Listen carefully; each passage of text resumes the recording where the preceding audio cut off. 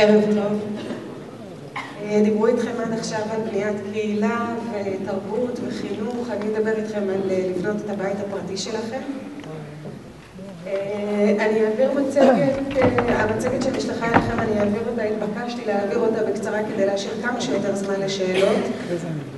ואני מבטיחה, אם אני לא אצליח לענות על כל השאלות, אז מפורסמת במצגת כתובת המייל שלי. תרגישו חופשי להעביר אליי כל שאלה ותמיהה, אני מבטיחה להתייחס לכל אחת. אני אעביר את המצגת שערכה מהנדסת הוועדה, שאני מעבירה את התנצלותה, נבצר ממנה מלהשתתף בערב הזה. אנחנו מדברים על ההנחיות להגשת בקשה להיתר. אנחנו מדברים על ההנחיות להגשת בקשה להיתר בנייה. אנחנו נעבור היכרות קצרה. אתה רוצה שהרבה יהיה אצלי?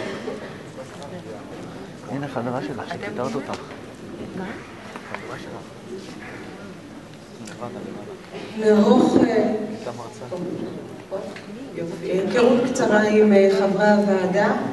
יושב ראש הוועדה מר אבנר בן גרה, ראש המועצה, מהנדסת הוועדה מרים אלחדד, אני מזכירת הוועדה כרמית, מפקחת הבנייה היא הילה שחר, ומזכירת אגף הנדסה ענת זלצר.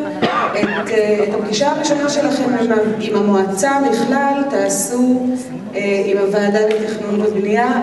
רוב התהליך, רובו ככולו, יתנהל מולי, לפחות עד שתקבלו את היתר הבנייה. כשתקבלו את היתר הבנייה, העבודה תהיה מול מפקחת הבנייה, שתפקח על מהלך הבנייה.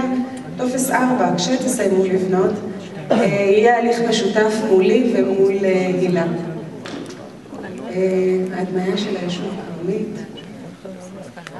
ככה, כל עבודת בנייה לפי חוק התכנון והבנייה טעונת היתר. החוק מגדיר אוסף של עבודות שדורשות היתר. הקמת בית חדש כמובן.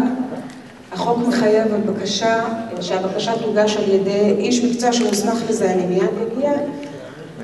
המצגת לא כוללת את כל המידע שדרוש לתכנון הבית. אני עוברת רק על הליך הרישוי, ההליך הסטטוטורי. כל שאלה תכנונית לגבי זכויות בנייה, קווי בניין, כל עניין פרטני למגרש שלכם ולתכנון הבית, אני אשמח שהמתכנן לפני ויקבל את כל האינפורמציה, את כל ההשלמות שחסרות לו מהוראות התוכנית. היתר בנייה, חוק התכנון והבנייה,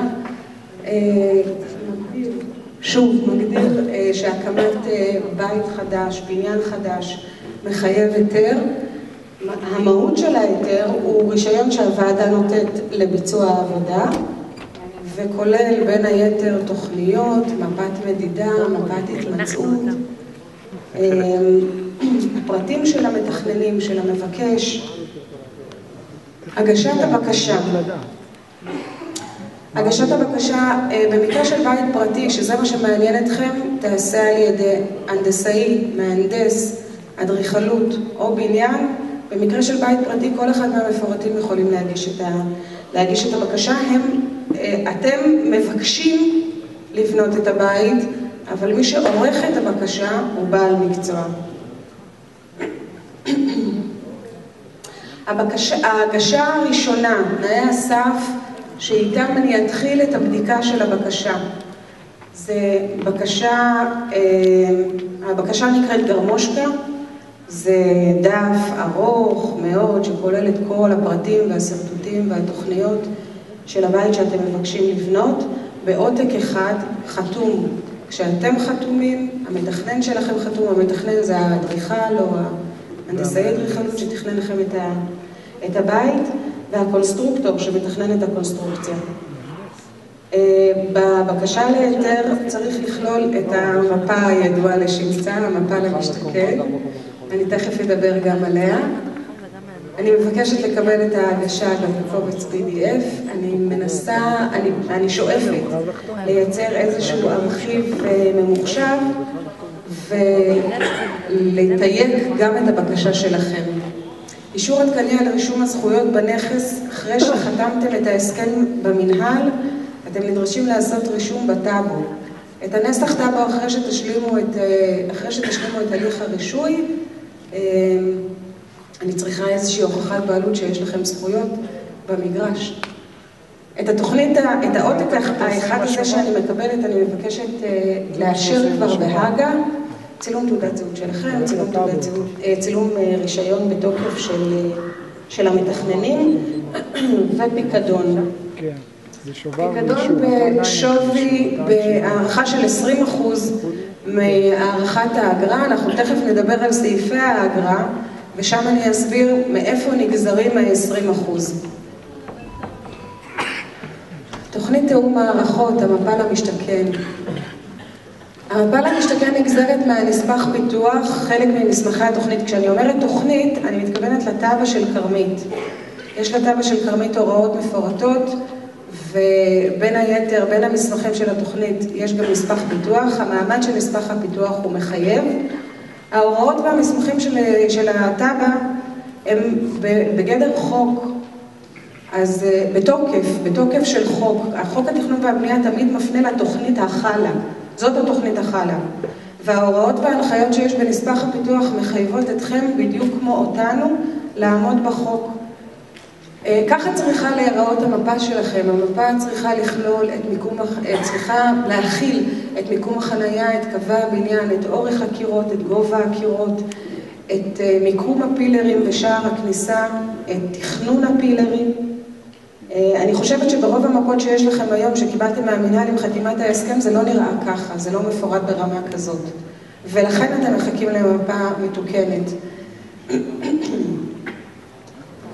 התכנון של חזית המגרש ופריסת הגדרות והגומחות, אבנר כבר ציין ככה בחצי משפט, שאצלכם בתכנון היישוב הייתה חשיבה קצת יותר קדימה, וגומחות ההשפעה למשל מתוכננות לגומחה כפולה לשני פחים כדי להתחיל להנחיל הפרדה במקור, הפרדת פסולת במקור. התכנון של חזית המגרש מתוכנן ככה שגם תהיה אחידות בחיפוי אבן, אבל גם יישאר לכם חופש תכנוני בבחירת הגדר הקלה. כל הגדרות הגומחות צריכות להיות מחופות באבן. הפרטים והמפה, אגב, ואמרתי, נגזרים מנספח פיתוח. המעמד שלהם מחייב אותנו כמו אתכם. האישורים, אני לא אעבור על כל הרשימה, אני בטוחה שתוכלו לקרוא אותה במצגת שקיבלתם. אני אתייחס לחלקים. מינוי אחראים לביקורת זה המתכננים שלכם, למשל. מי שתכנן את הבית צריך לקחת אחריות על התכנון.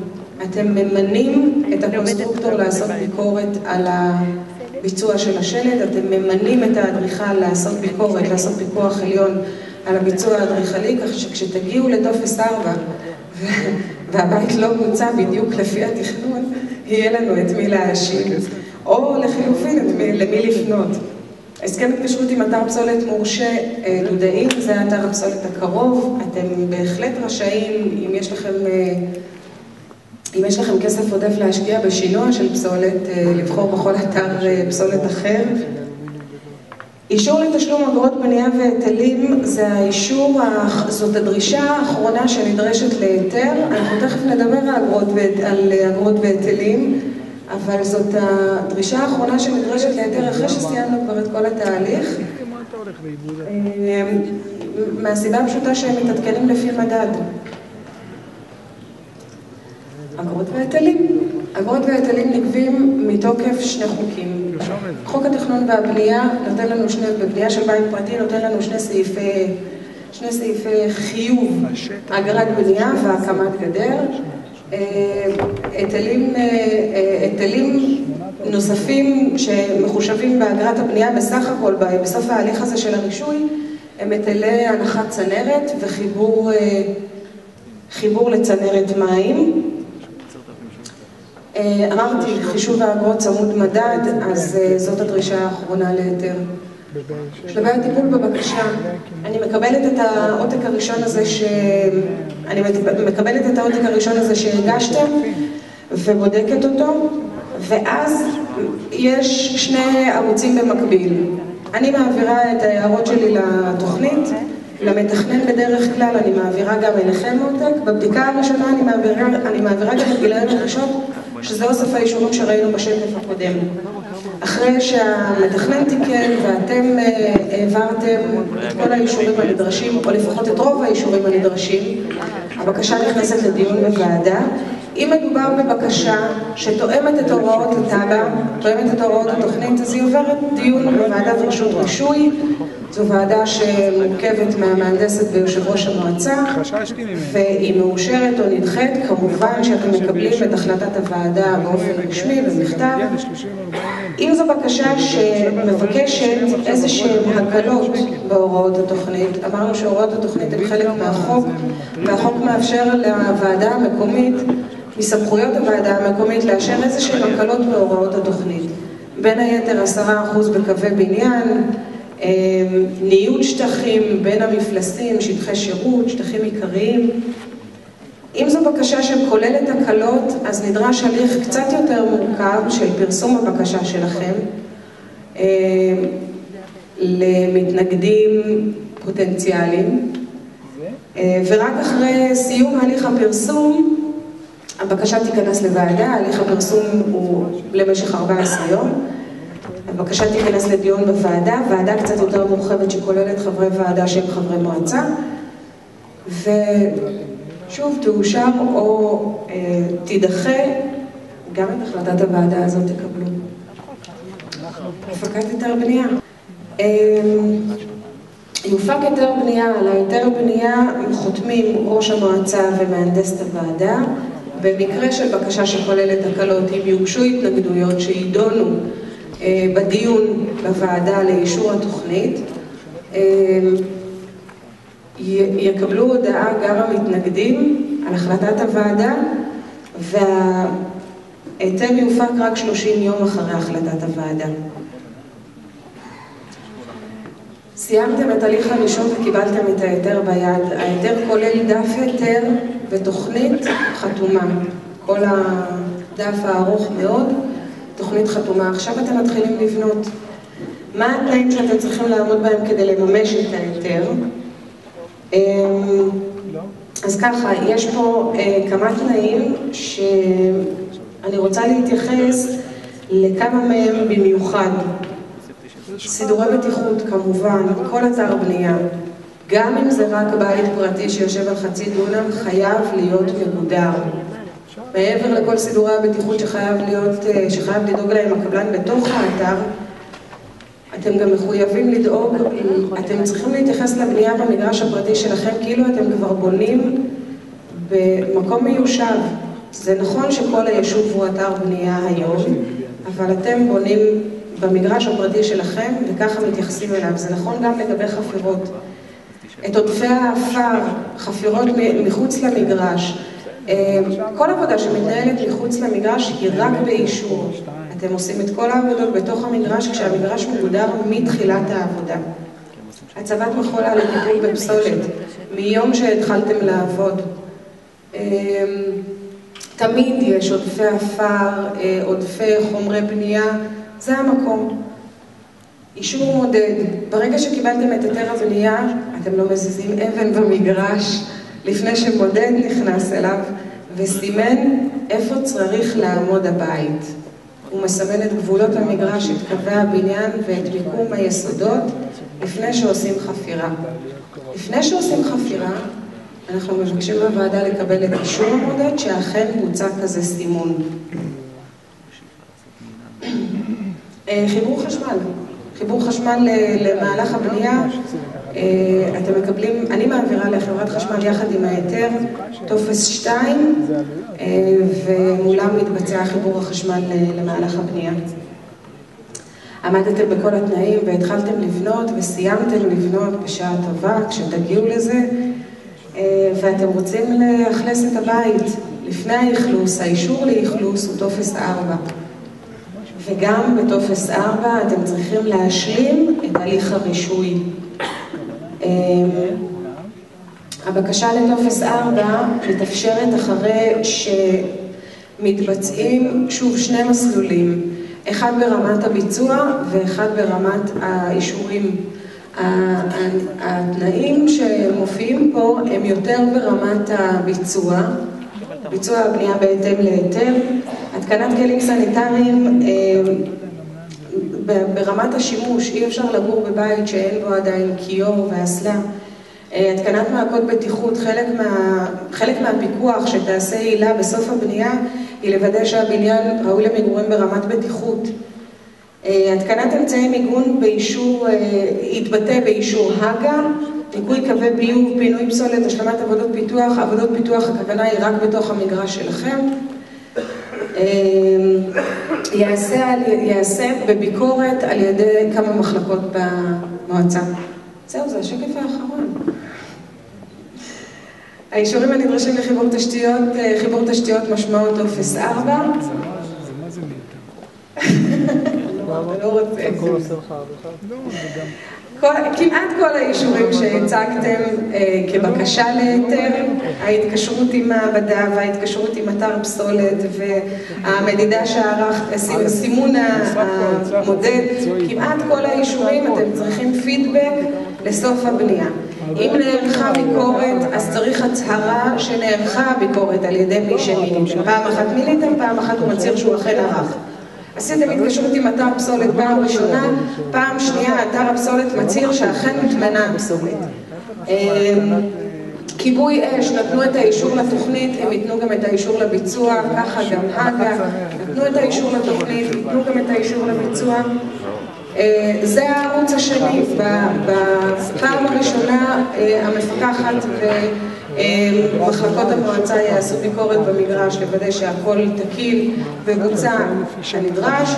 בפעם השנייה, במסלול השני, הטופסיאדה, לאסוף את כל האישורים מכל הרשויות המוסמכות ולעבור לגור.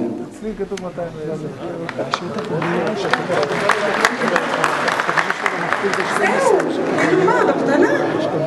כן, שאלות חברים, מקבלים. שאתה בונה או שרכשת? אם זה שאתה בונה, אז זה מעולה. אז אתה מגיע לעלויות צמצומות. שיהיה בהצלחה לכולנו. ויש לי שאלה. אני רוצה לדעת האם ואיך אתם ערוכים לכמות כזאת מסיבית של בקשות. צריך להניח שכולנו נרצה להתחיל ברגע שתתקבל הרשות, ויש פה 360 משפחות. איך תתמודדו עם זה? אבנר כבר אמר שאנחנו לומדים איך לאכול את זה. אנחנו מתמודדים עם כזאת כמות של היתרים בדרך כלל בשנה, ונתגבר את הוועדה כדי לעמוד בכמות הזאת בזמן קצר יותר. אין לי ספק שנעמוד באתגרים שמציב היישוב הזה. עוד מישהו?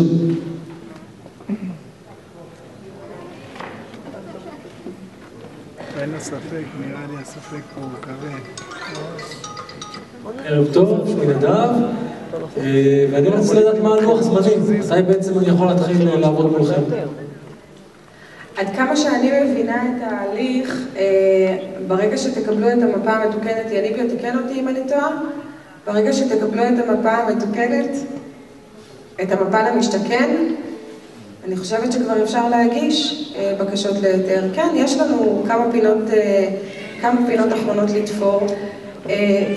שוב, אבנר כבר הקדים ואמר, אנחנו לא בנים יישוב כל יום. כן יש הרחבות במיתר והוועדה לומדת מזה המון. המטרה היא לבנות לכם יישוב נכון, נוח, בטיחותי בעיקר. אז יש כמה פינות אחרונות לתפור בפיתוח, לתפור בהסדרי התנועה, כדי שכשאתם תבנו את הבית שלכם, לא נמצא טעויות שאי אפשר או יקר מאוד לתקן. אנחנו עושים את זה עכשיו, ויכול להיות שזה יעכב אתכם ככה ברמה האישית, אבל זה ישתלם לכם מאוד אחר כך ברמת היישוב. לגבי העבוד שלוש מברק, לגבי העבוד שהזכרת, אחד השקפים, שאפשר לתת אולי איזושהי הערכה כן, של האגרות שאנחנו צריכים לשלם לקראת תחילת הבנייה. אני נותנת הערכה ממש ממש גסה, כשאנחנו מדברים על בית בסביבות 200 וקצת מטר, אגרת הבנייה מחושבת, שלא כמו ארנונה, אגרת הבנייה מחושבת על כל אלמנט בנוי. זה אומר גם בריכה ופרגולה וחנייה ומחסנים, כשתשלום הארנונה מחושב אחרת. הערכה ממש ממש גסה היא משהו בין 15 ל-20 וקצת אלף שקלים, נכון להיטלים של היום. שמעתי שריקה? יכול להיות? לא, כי בבאר שבע זה פי 3. קשה. מה את שקל? לא.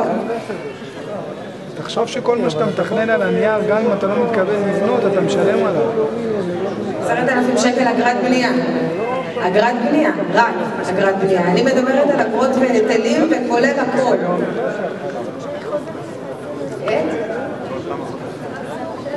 לא, אני לא מדברת על התאגיד. אני אומרת 10,000 שקל לבית של 200 ומשהו מטר זה אגרת הבנייה. רק אגרת הבנייה, לפי החוק, בלי היטלים. צריך לשלם במעמד הגשת התוכנית. תודה כרמית. תודה רבה. שיהיה לכולכם המון בהצלחה.